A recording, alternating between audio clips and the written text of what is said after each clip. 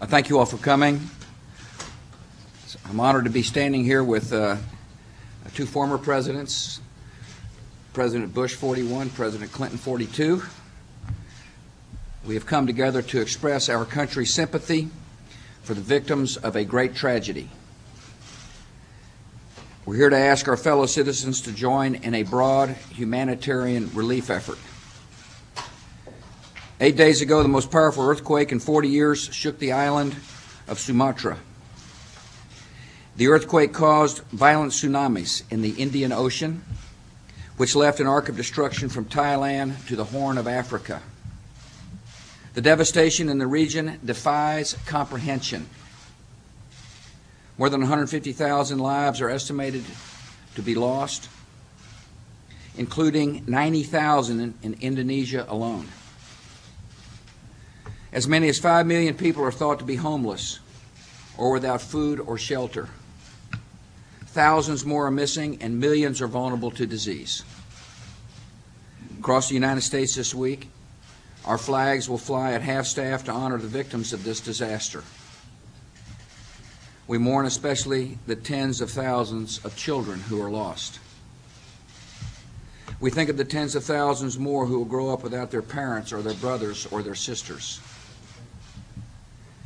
We hold in our prayers all the people whose fate is still unknown. The United States government is in close contact with the governments of the affected countries, and America is playing a leading role in the relief and recovery efforts. Our nation has committed military assets and made an initial commitment of $350 million for disaster relief. We're working with the United Nations and with governments around the world to coordinate the comprehensive international response. American military assets in the region are now aiding recovery efforts. Patrol and cargo aircraft have been surveying damage and delivering supplies for several days. Air Force C-130s are flying aid missions 24 hours a day.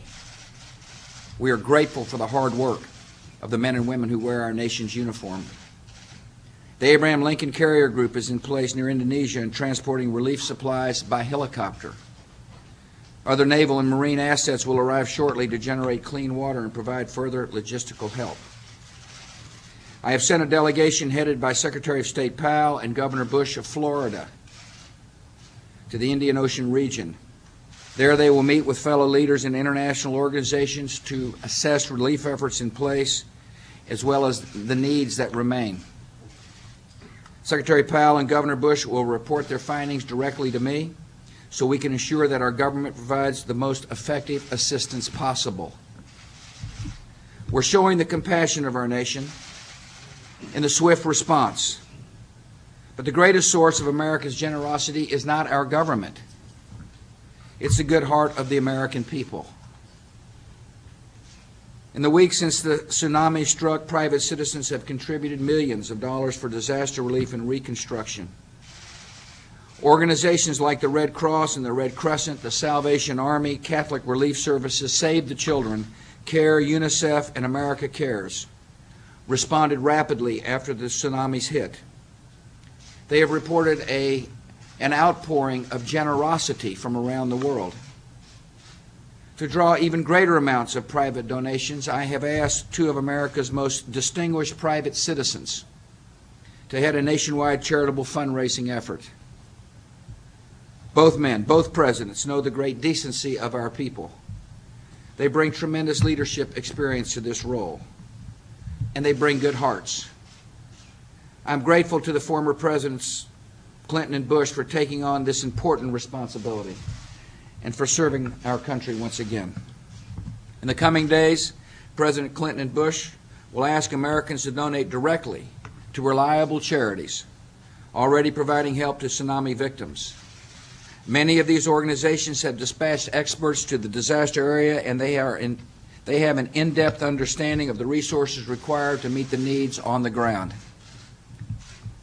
In this situation, cash donations are most useful, and I've asked the former presidents to solicit contributions both large and small. Over the past week, we have seen some of the innovative ways Americans are helping people in need. A coffee roaster in California is handing out bags of coffee for a $10 donation to the Red Cross. In Virginia Beach, the owner of a tax assistance firm is making a donation for every tax return he prepares. Worshippers at a Buddhist temple in Houston collected thousands of dollars in cash to send to their sister temple in Sri Lanka. Some people are selling personal items on the internet and donating the cash to the charities. Many corporations are matching contributions by their employees.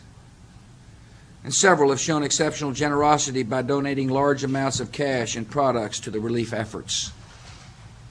Presidents Clinton and Bush will be speaking about the countless ways individuals and businesses can support this urgent cause. I ask every American to contribute as they are able to do so. For more information about how to make a donation, you can visit the USA Freedom Corps website at www.usafreedomcorps.gov. Americans have suffered sudden catastrophe many times in our own history, from massive earthquakes in Anchorage and San Francisco, to destructive wildfires in the West, to the series of hurricanes that struck Florida last year.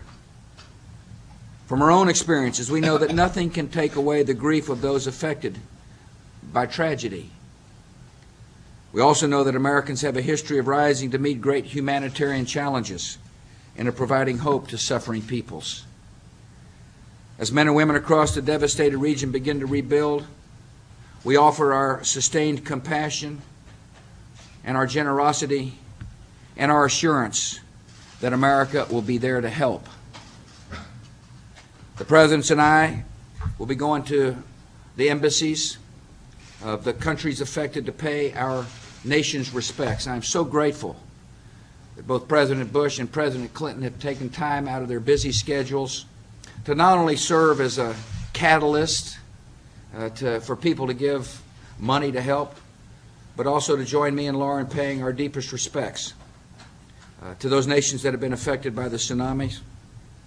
As well, the presidents will return to the White House compound to talk to members of the press about how to better affect this great relief effort that is now going on in our nation. Thank you all for coming.